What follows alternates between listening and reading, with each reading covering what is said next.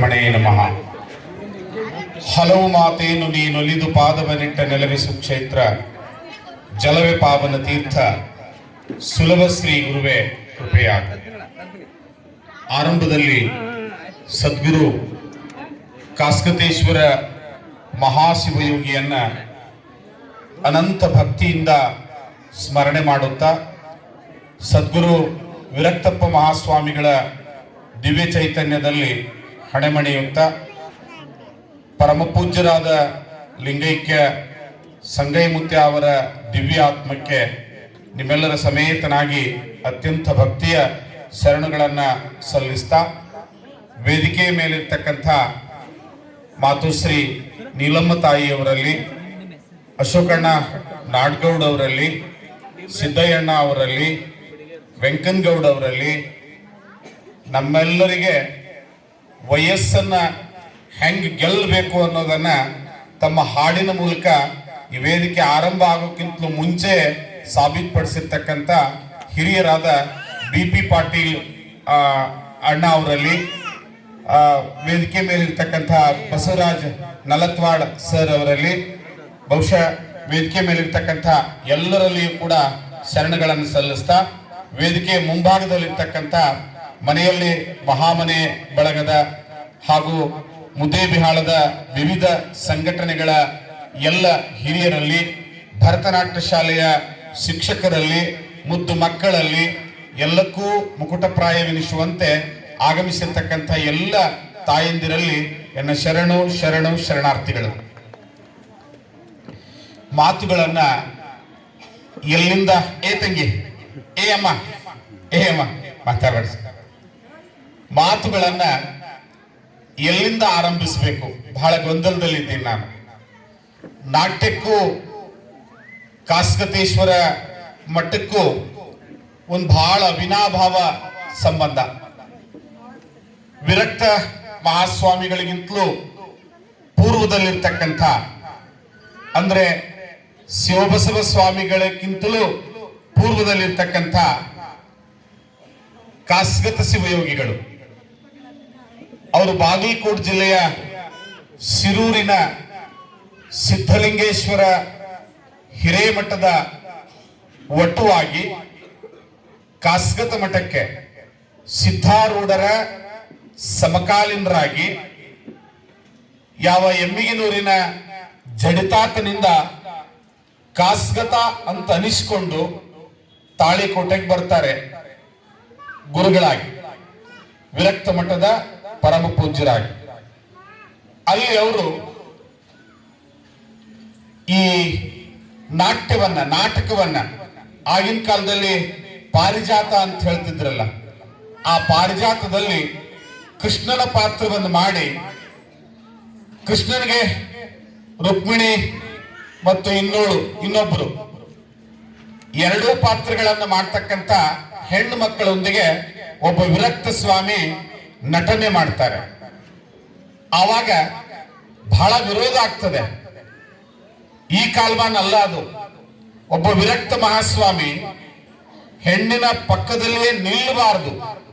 ಆದ್ರೆ ಯೋಗ ಹಾಗಿತ್ತು, ನಟನೆ ಮಾಡ್ತಾರೆ, ಮಾಡಿದಾಗ ವಿರೋಧ ಆಗ್ತದೆ. ಅವ್ರು ಹೇಳ್ತಾರೆ, ನಾನು ಮತ್ತೊಮ್ಮೆ ಈ ಮಠದಲ್ಲಿ ಇದೇ ಇಬ್ಬರು ತಾಯಂದಿರ ಹೊಟ್ಟೆಯಲ್ಲಿ ಹುಟ್ಟಿ ಬಂದು ವಿರಕ್ತಪ್ಪನಾಗಿ ಕಾಸ್ಗತನಾಗಿ ಈ ಲೋಕವನ್ನು ಬೆಳಗ್ತೇನೆ ಅಂತ. ಮುಂದೆ ಶಿವಬಸವ ಸ್ವಾಮಿಗಳು ಉತ್ತರಾಧಿಕಾರಿಗಳಾಗಿ ಬರ್ತಾರೆ. ಆ ಶಿವಬಸವ ಸ್ವಾಮಿಗಳಿಗೂ ಕೂಡ ಇಬ್ಬರು ಪತ್ನಿಯರಿರ್ತಾರೆ. ಅದರಲ್ಲಿ ಮೊದಲನೇ ಗುರುತಾಯಿಯವರ ಹೊಟ್ಟೆಯಿಂದ ವಿರಕ್ತಪ್ಪಗಳು ಹುಟ್ಟಿ ಬರ್ತಾರೆ. ಅವರು ತದನಂತರ ಅವ್ರ ಬೆನ್ನಿಂದ ಹುಟ್ಟಿದವರೇ ಸಂಗಯ್ಯ ಅಜ್ಜಾರು, ಆಮೇಲೆ ಮುರುಗಯ್ಯ ಅಜ್ಜಾರು, ಸುಮಾರು 4-6 ಜನ ಬರ್ತಾರೆ. ಆದ್ರೆ ವಿರಕ್ತ ಅಜ್ಜಾರು ಮೂಲ ಕಾಸ್ಗತರ ಇವರು ಅನ್ಲಿಕ್ಕೆ ಏನ್ ಸಾಕ್ಷಿ ಅನ್ನುವಂತ ಪ್ರಶ್ನೆಯನ್ನು ಮಾಡಿರ್ತಕ್ಕಂಥ ಅನೇಕ ಜನರ ಮನಸ್ಸಿನಲ್ಲಿ ಇತ್ತು. ಮೂಲ ಕಾಸ್ಗತರು ಇದೇ ವಿರಕ್ತಪ್ಪರು ಹೇಗೆ ಅಂತ ಹೇಳಿ. ನಾವೆಲ್ಲ ತಾಳಿಕೋಟೆ ತಾಲೂಕಿನವರು, ಪಕ್ಕದ ಕೊಂಡೂರಿನವರು. ನಮ್ಮ ಮಠಕ್ಕೂ ಅಜ್ಜ ಅವ್ರಿಗೆ ಬಹಳ ಅವಿನಾಭಾವ ಸಂಬಂಧ. ಆ ಅಜ್ಜ ಅವರು ಕಾಸ್ಕತ ಮಠದ ಜಮೀನಿನಲ್ಲಿರ್ತಕ್ಕಂಥ ಈ ಮೈಲೇಶ್ವರದ ರಸ್ತೆಗೆ ಉಂಟಾ ಇರ್ತಕ್ಕಂಥ ಒಂದು ಜಮೀನಿನಲ್ಲಿ ಇಲ್ಲಿ ನಾನಿದ್ದೀನಿ, ಇಲ್ಲಿ ಅಗಿರಿ ನೆಲ ಅಂತ ಹೇಳಿದ್ರೆ ಅಲ್ಲಿ ಅಜ್ಜ ಅವ್ರು ಹೇಳ್ತಾರೆ, ಸುಮಾರು 17-18 ವರ್ಷದ ವಿರಕ್ತಪ್ಪ ಅಜ್ಜ ಅವರು ಸ್ವಲ್ಪ ಕಣ್ಣು ನೆದ್ರು ಕಾಣ್ತಿತ್ತು ಅವ್ರಿಗೆ. ಇಲ್ಲಿ ನಾ ಅದೀನಿ, ಇಲ್ಲಿ ಅಗಿರಿ ಅಂತ ಹೇಳಿದಾಗ ಹಡ್ಡದಾಗ ಅಲ್ಲಿ ಕೆಳಗಡೆ ಒಂದು ಗವಿ ಸಿಗ್ತದೆ, ಗವಿಯಲ್ಲಿ ಸರ್ಪ ಇರ್ತದೆ. ಅದೇ ಗವಿಯಲ್ಲಿ ಅನುಷ್ಠಾನ ಮಾಡಿದಾಗ ಅತ್ಯಂತ ಉಗ್ರವಾದ ಅನುಷ್ಠಾನ ಮಾಡಿದ ಕಾರಣ ಅವ್ರ ಸಂಪೂರ್ಣ ದೃಷ್ಟಿ ಹೋಗ್ತದೆ. ಹಾಗೆ ಈ ಮಠಕ್ಕೂ ಮತ್ತು ನಾಟ್ಯಕ್ಕೂ ಒಂದು ಅವಿನಾಭಾವವಾಗಿರ್ತಕ್ಕಂಥ ಸಂಬಂಧ. ಗದುಗಿನಲ್ಲಿ ಹೇಗೆ ವೀರೇಶ್ವರ ಪುಣ್ಯಾಶ್ರಮವೋ ನಮ್ಮ ಭಾಗದಲ್ಲಿ ಕಾಸ್ಕತ ಮಠದ ಸಂಗೀತ ವಿದ್ಯಾಲಯ, ಕಾಶಿನಾಥ ಸಾಲಿಮಠ ಅಜ್ಜ ಅವರಂತ ಹೇಳಿ ಈ ಭಾಗದಲ್ಲಿ, ಅದರಲ್ಲೂ ಬಿಜಾಪುರ ಮತ್ತು ಈಗಿನ ಯಾದಗಿರಿ ಜಿಲ್ಲೆಯಲ್ಲಿ ಸಂಗೀತವನ್ನು ಹೆಂಗ್ ಪ್ರಚಾರ ಮಾಡಿದ್ರ ಅಂದ್ರೆ, ಯಾರ್ದೋ ಹೊಲದಾಗ ಎಳ್ಳಮಾಸಿ ಅದಂತ ಹೇಳಿದ್ರ ಆ ಎಳ್ಳಮಾಸಿಗೆ ನನ್ನೊಬ್ಬನೇ ಯಾಕೆ ಕರಿತೀರಿ, ನಮ್ಮ ಸಂಗೀತ ವಿದ್ಯಾಲಯದ ಮಕ್ಕಳು ಕರೀರಿ ಅಂತ ಹೇಳಿ ತಂಬೂರಿ ಹಿಡ್ಕೊಂಡು ಹೊಂಟ್ರ ಆ ಕಡೆ ಕಕ್ಕೇರಿ ಹುಣಸಿಯಾಗ ಏನಂತಿದ್ರ ಮಂದಿ ಗಾದಿ ಹಾಕೋರು ಬಂದಾರ ಅಂತಿದ್ರು. ತಂಬೂರಿನೇ ಗೊತ್ತಿರ್ಲಿಲ್ಲ. ಆದ್ರೆ ಬಹಳ ವಿಚಿತ್ರ, ಗಾದಿ ಹಾಕೋರು ಬಂದಾರ ಅಂತ ಹೇಳಿರ್ತಕ್ಕಂಥ ನಾಡಿನೊಳಗ ಭಿಕ್ಷಾ ಬೇಡ್ತಾ ಇರ್ತಕ್ಕಂಥ ದಾಸರ ಮಕ್ಕಳನ್ನ ಎಲ್ಲೋ ರೋಡಿನಲ್ಲಿ ರಸ್ತೆಯಲ್ಲಿ ಸನಾದಿ ಬಾರಿಸ್ತಾ, ಹಲಿಗೆ ಬಾರಿಸ್ತಾ, ಶೆರೆ ಕುಡಿದು ಹೆಣದ ಮುಂದೆ ಕುಣಿತಾ ಇರ್ತಕ್ಕಂಥ ಕೊರವರ ಮಕ್ಕಳನ್ನ ಇವತ್ತು ಎಂಥ ದೊಡ್ಡ ಸ್ಥಾನಕ್ಕೆ ಒಯ್ದ್ರು ಅಂತ ಹೇಳಿದ್ರೆ ನಿಮ್ಗೆ ಒಂದೇ ಒಂದು ಉದಾಹರಣೆ ಸಾಕು. ಬಹಳಷ್ಟು ಜನರ ಬಗ್ಗೆ ಮಾತಾಡ್ಲಿಕ್ಕೆ ನನಗೆ ಟೈಮ್ ಇಲ್ಲ. ಒಂದು ತಾಳಿಕೋಟೆಯಿಂದ ಬಂಟ್ನೂರ್ ಮಾರ್ಗದಲ್ಲಿ ಒಂದು ಹುಡುಗ ಕುರಿ ಕಾಯ್ತಿದ್ದ, ಆಡ್ ಕಾಯ್ತಿದ್ದ. ಆ ಹುಡುಗ ಆಡ್ ಕಾಯ್ಕೊಂತ ಒಂದು ಹಾಡ ಹಾಡ್ತಿದ್ದ. ಅದನ್ನು ಬಂಟ್ನೂರ್ ಮಲ್ಲಯ್ಯ ಮುತ್ಯ ನೋಡ್ದ.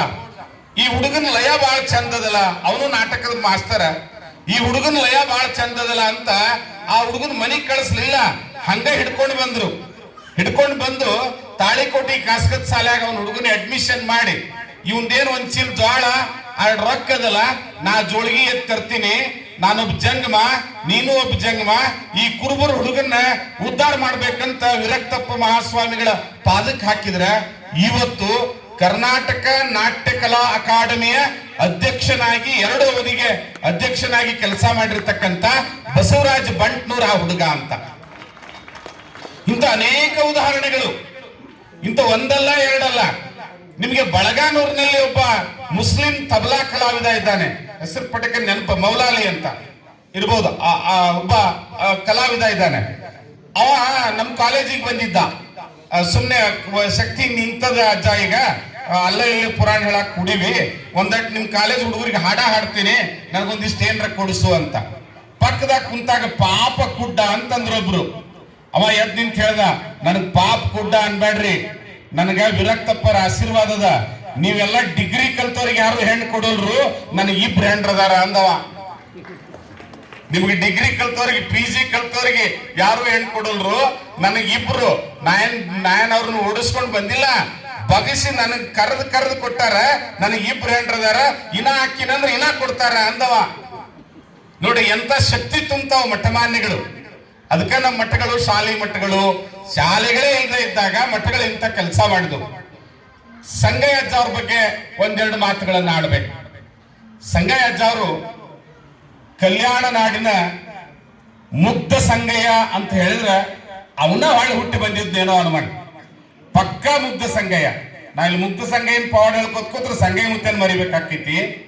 ಎಷ್ಟು ಮುಗ್ಧ ಇದ್ರು ಅಂತ ಹೇಳಿದ್ರ, ಕಾಸಗತ ಅಜ್ಜ ಅವ್ರ ಹಿಂದ ಅವ್ರ ಜೋಳಿಗೆ ಹಿಡ್ಕೊಂಡು ಅಡ್ಡಾಡಿದವರು, ಅವ್ರಿಗೆ ಲುಂಗಿ ಉಡಿಸಿದವರು, ಅವ್ರ ಪೂಜಾ ವ್ಯವಸ್ಥೆ ಮಾಡಿದವರು.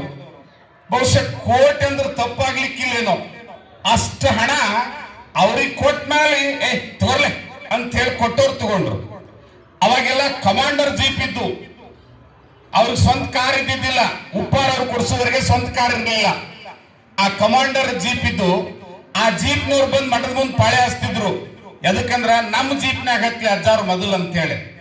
ಅಜ್ಜಾರು ಯಾವ ಜೀಪ್ನಾಗ ಹಚ್ತಾರಲ್ಲ, ಬಾಡಿಗೆ ಏಟಂತ ಇವರು ಕೇಳ್ತಿದ್ದಿಲ್ಲ, ಏಟಂತ ಅವರು ಕೇಳ್ತಿದ್ದಿಲ್ಲ, ಎಲ್ಲಿಗೆ ಹೋಗ್ಬೇಕಂತೂ ಕೇಳ್ತಿದ್ದಿಲ್ಲ.